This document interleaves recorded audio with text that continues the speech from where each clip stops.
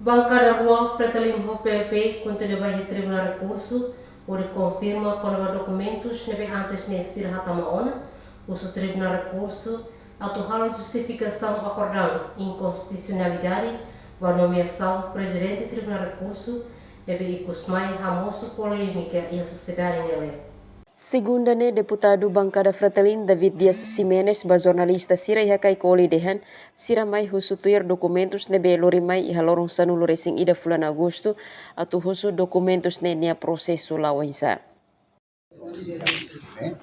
Ya bekol deteninya kalau amai dokumennya mai para instruktur dokumennya prosesnya la bisa yang masih sudah kami dokumennya harus para suis titular prosesnya ini Siramos confirma konaba iha prazo kalai. Também explicação husi parte Tribunal Recurso ni kata prosesu sira hanesangne la iha prazo. Também husu atu sira hendet. Depois juiz titular decide ona se notifica husi sira ni parte. Razão sira hatama documentos ne husu atu justificação konaba decisão nebe Tribunal Recurso decide ona konaba inconstitucionalidade ba alteração lei organização judiciário.